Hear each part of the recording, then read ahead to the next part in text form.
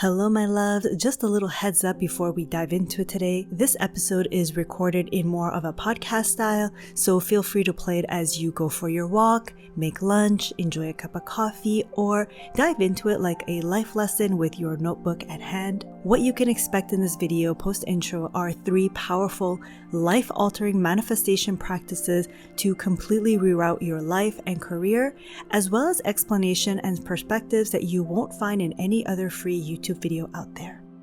If you could wake up happy every single morning, in love with your life, excited to get out of bed, would you say yes to every single decision that will allow you to get there?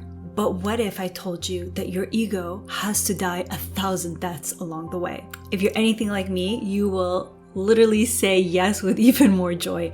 At the end of 2015, I raised my hand and said yes to living an authentic life. The journey has been nothing like what I expected and everything that I needed in this life. Hi, my name is Atena, and a few years ago, I got really fed up of waking up tired and upset, feeling like a victim in my life, and I had done everything right. I got my master's degree at university, traveled the world, learning 5 languages, and finally, by the age of 30, I settled down in my hometown of Montreal, Canada.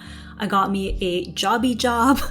And when I reached the point of congratulations, you've made it, I felt really trapped by my decisions because they didn't reflect what I actually wanted. Manifesting your dreams really will require you to focus. It will require you to be intentional, to be clear, and knowing that through that focus, intentionality, and clarity, you will build a momentum to take aligned action and you will become the how in the making. The first thing we need to do is acknowledge that you have desires and your desires come from your heart. They're an extension of your soul. We all yearn for freedom. We want to be free to make the decisions that matter to us, make choices that feel good in our bodies, and to bring peace to our minds, to be able to wake up in the morning with genuine enthusiasm for the day ahead, and to feel satisfied when we're going to bed. For me, I put 3 goals that I really wanted that I realized I didn't have at the time. My first goal was that I wanted to do something that truly matters to me and felt fulfilling. The second thing is I wanted freedom, time,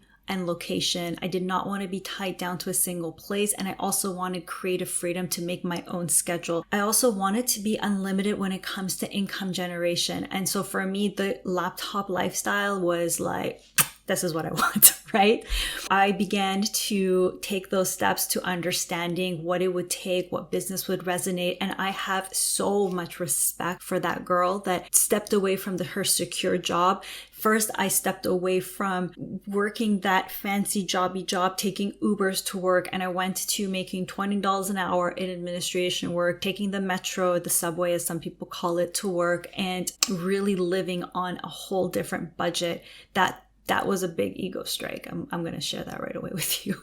But looking back, I see how important it was to stay open to life being lived through me at every single step. Everything was happening for me. I can honestly tell you at the time, I couldn't see it. And I wish I could tell you that I figured it all out right away. But looking back, I can really see why so many times people said, let go of the how. Because when I put myself in the mindset and the framework of that girl that took that decision, there was no way for me to understand how it would all happen. I can connect all the dots looking back. But what I did is held faith for the vision. I didn't know how it would happen. I just knew with deep certainty that this is where I want to head to. And the universe provided me many opportunities. I didn't see them all. I saw the ones when I was ready to see them. What I noticed, the more willing you are to stay open, the more willing you are to surrender to your ego death, and the more you're willing to hold faith, the more you will trust and take the right actions that will allow you to get to where you want to go with more ease and more grace. And so the second advice that I have, or the second how of how I did it, is I strengthened my connection with my vision and faith. I learned to trust myself all over again to take the aligned actions. The hardest part of maintaining a vision is when you have so much predictability in your life and you're trying to live in the field of the unknown. What does that mean? And so if you have a mortgage, you have car payments, you're used to going out having $200 dinners with your friends, and then all of a sudden you want to figure things out, you're going to have to dip into your savings. Maybe you don't even have savings. So you're going to have predictable things in your life some of which you can maneuver and change, but it's really hard to operate into the field of possibilities, the field of the unknown, when there are predictable steps in your way. So that's why, for instance, for myself, I did get a bridge job, a job where I was making some money, but it was also not consuming my time and energy like my jobby job that paid a much better salary. I really honor how challenging it is. It is one of the most challenging things I've ever done in my life. I'll continue to say it was well worth it. And it's easier to say it now because I have the evidence that it's worth it. But I just want you to know that I feel like it's actually a lot harder to live suppressed in what is potentially good and safe when you know that the veil is lifted and you definitely want other things in your life. So if you dare to actually think about the end of your life, because your life in this human body is finite, you will die one day. You don't know when, but it is a lot harder to go out in this life not ever having gone for it, not ever having tried, not having been willing to fail forward. Failure is definitely a resource in this life, and it's not a resource we are used to talking about really often. When you're on the spectrum of what's actually possible for you in this life, if you're conscious of the quantum law, which is essentially outlined the reality that you want to manifest, it already exists. And as Einstein says, match your frequency to the reality that you desire and you cannot help but manifest it. This is not philosophy, it's physics. I humbly agree and disagree because I believe it is physics, but it is also philosophy. We are multidimensional beings. We set an intention of what we desire, and we need to align our thoughts. We need to align our feelings and our actions in accordance with that intention. But most people are too scattered, and most people are not focused for long enough to chain to that radio station, that frequency that is going to get them to where they want to go. They're in between, so they hear static, they receive static results. And I had that for many years until I finally decided, like, I want to live this life. I'm going to focus. So we have 11,000 thoughts that we can process in a single moment. Out of that, you're only going to be conscious of 30 of them.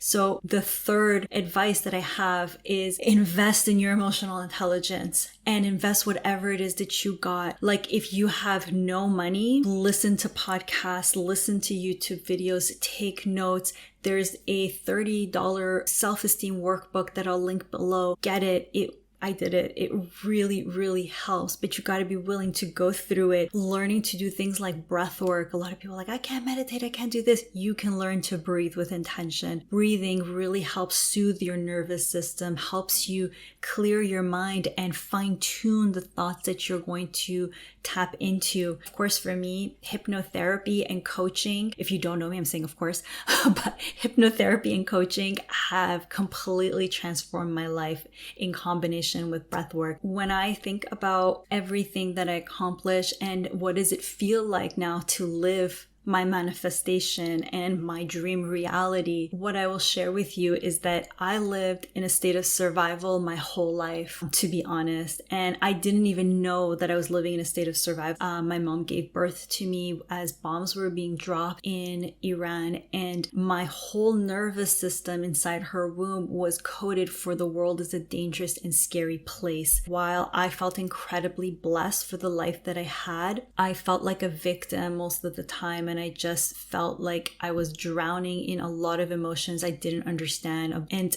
I felt guilty all the freaking time. That was a big one for me. I felt guilty when I was happy. I felt guilty when I was sad. And I only learned when I was 31 or 32 that I suffered from survivor's guilt. And so understanding that, and I made a non-negotiable commitment to devote myself to learning how to love myself unconditionally and letting every standard in my life change as a result. That was the beginning of everything. I had so much unlearning to do in order to feel safe, to march to the beat of my own heart, knowing that as I took that decision to learn to love myself unconditionally, it meant to let go of this guilt. And through the devotion of unconditional love, my life began to change from the inside out versus the outside in, because nothing that I achieved allowed me to feel that sense of inner peace and stability and love for life. There's no amount of gratitude that can heal trauma until you actually focus and do it. I do feel now it's a time where I'm learning to redevote myself to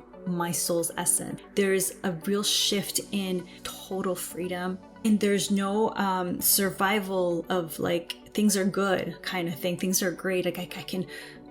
And so now it's like I'm actually learning to live through my devotion, which is the love and loyalty that I have. What matters in the heart, this is our soul mission. It's our essence. Like we are made of literally star stuff. Most of us think we want to get out of the boxes that we're in, and then we get out and we're like, this is a whole new frontier. Ask yourself every day, who am I being? What am I seeking?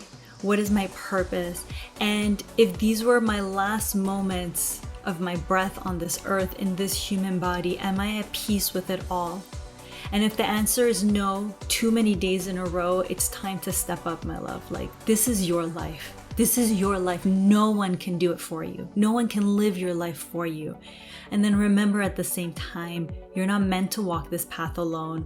So find your humans, build communities with them, explore, and become unapologetic about manifesting your dreams. And the moment you decide that this is the path you take, it is done.